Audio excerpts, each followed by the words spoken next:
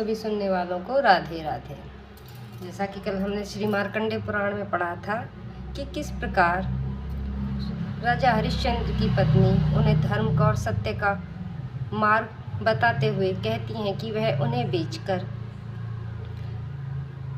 विश्वामित्र को दक्षिणा दे दें। अब हम आगे की कथा पढ़ते हैं। बोलो राधे राधे। महारानी शैव्या का यह वचन सुनकर राजा हरिश्चंद्र अत्यंत शोक करने लगे और कहने लगे, हे कल्याणी, यह महान दुख की बात है जो तुम मुझसे ऐसा कह रही हो। यो कहकर नरश्रेष्ठ हरिश्चंद्र को पृथ्वी पर पड़ा देख रानी अत्यंत दुखी होकर करुणा के साथ बोली, हे महाराज, आप उदास न हो और न ही शोक करें।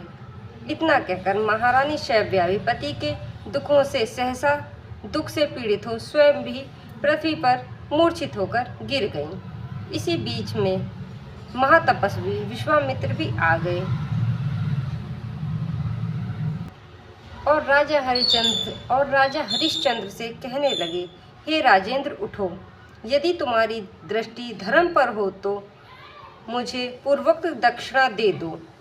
सत्य से ही सूर्य तप रहा है, सत्य पर ही पृथ्वी टिकी हुई है। सत्य भाषण सबसे बड़ा धर्म है, सत्य पर ही स्वर्ग प्रतिष्ठित है। 1000 अश्वमेघ और एक सत्य को यदि तराजू पर तोला जाए तो 1000 अश्वमेघ से सत्य ही भारी सिद्ध होगा। हे राजन, यदि आज तुम मुझे दक्षिणा न दोगे तो सूर्यास्त होने पर मैं निश्चय ही तुम्हें श्राप दे दूंगा। इतना कहकर विश्वामित्र चले गए।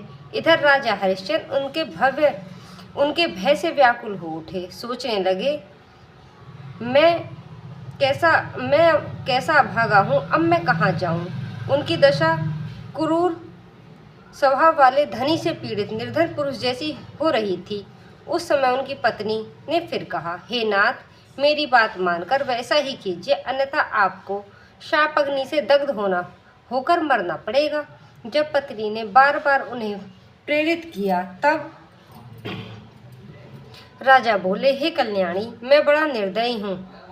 लो, अब तुम्हें बेचने चलता हूँ। क्रूर से क्रूर मनुष्य भी जो कार्य नहीं कर सकते वही कार्य आज मैं करूँगा। पत्नी से यूँ कहकर राजा व्याकुल चित्त से नगर में गए और नेत्रों में आंसू बहाते हुए अवरुद्ध कंठ से बोले।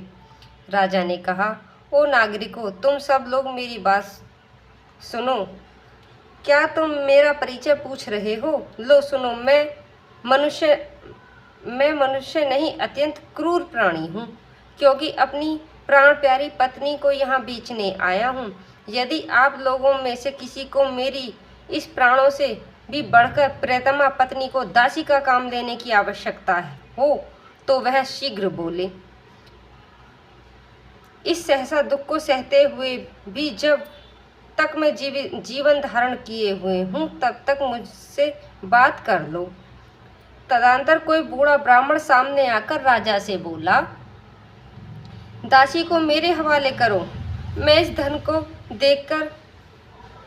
मैं इसे धन देकर खरीदता हूँ। मेरे पास बहुत सा धन है और मेरी प्यारी पत्नी अत्यंत सुकुमारी है, वह घर के कामकाज नहीं कर सकती, इसीलिए यह दासी मुझे दे दो।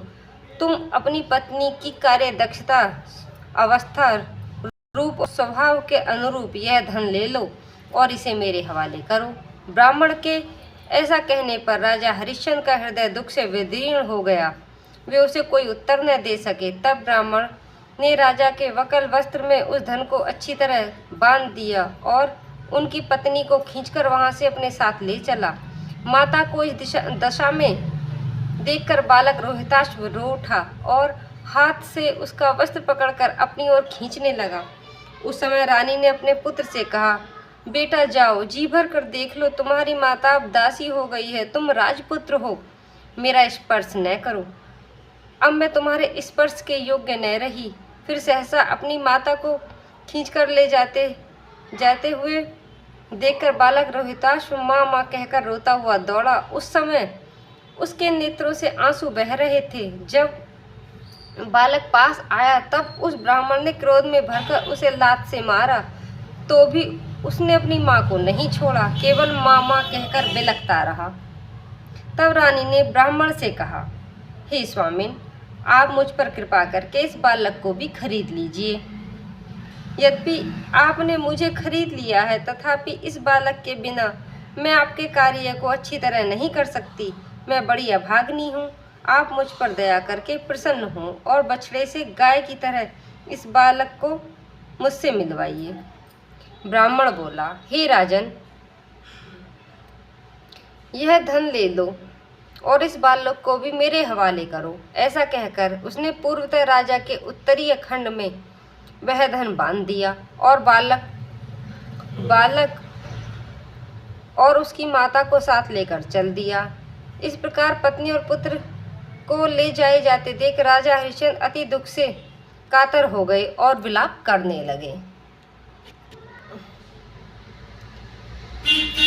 पहले जिसे वायु, सूर्य, चंद्रमा तथा बाहरी लोग कभी नहीं देख पाते थे, वह मेरी पत्नी आज दासी बन गई है। जिसके हाथों की उंगलियां अत्यंत सुकुमार हैं, वह सूर्यवंश में उत्पन्न मेरा बालक आज बेच दिया गया। मुझ नीच के अन्याय से तुम्हें दैवाधीनता को प्राप्त होना पड़ा, फिर भी मेरी मृत्यु नहीं होती। मुझे धिक्कार है। इस प्रकार राजा बार बार विलाप करने लगे। राजा हरिश्चंद्र इस प्रकार विलाप कर ही रहे थे, इतने में ही वह ब्राह्मण उन दोनों को लेकर ऊंचे ऊंचे वृक्षों, गृह आदि की ओट में छिप गया। वह बड़ी शीघ्रता से चला जा रहा था। तदंतर विश्वामित्र ने वहां पहुंचकर राजा से धन मांगा। हरिश्चंद्र ने भी धन उन्हें समर्पित कर दिया। पत्नी और पुत्र को बेचने से प्राप्त हुए धन को पर्याप्त न देखकर महर्षि विश्वामित्र ने शोकाकुल राजा हरिश्चंद्र से क्रोधित होकर कहा, क्षत्रिय धर्म, क्या तू इसी को मेरे यज्ञ के अनुरूप दक्षिणा मानता है? यदि ऐसी बात है तो अब मेरे महान बल को देख। अपनी भली भांति की हुई तपस्या का, निर्मल ब्रह्मत्व का, उग्र स्वभाव का तथा विशुद्ध स्वाध्याय का बल तुझे दिखाता हूँ। हरिश्चंद्र ने कहा, हे भगवान, कुछ काल और प्रतीक्षा कीजिए और भी दक्षिणा दूंगा। इस समय मेरे पास और धन नहीं है। मेरी पत्नी और पुत्र बिक चुके हैं। विश्वामित्र ने कहा, हे राजन, दिन का चौथा भाग शेष है। इतने ही समय तक मुझे प्रतीक्षा कर दी है। बस इसके उत्तर में तुम्हें कुछ कहने की आवश्यकता नहीं है। आज की कथा में हमने पढ़ा कि राजा हरिश्चंद्र ने अपनी पत्नी और पुत्र को बेचकर जो धन लिया था उसे उन्होंने विश्वामित्र को दे दिया, किंतु विश्वामित्र इतने धन से संतुष्ट नहीं हुए और राजा से अधिक धन की मांग करते हुए कुछ समय देकर वहां से चले गए। अब आगे आने वाली कथा में हम पढ़ेंगे कि किस प्रकार राजा हरिश्चंद्र ने और धन की व्यवस्था की और आगे कथा में क्या हुआ वो हम आगे आने वाली कथा में पढ़ेंगे। तब तक के लिए आप सभी को राधे राधे।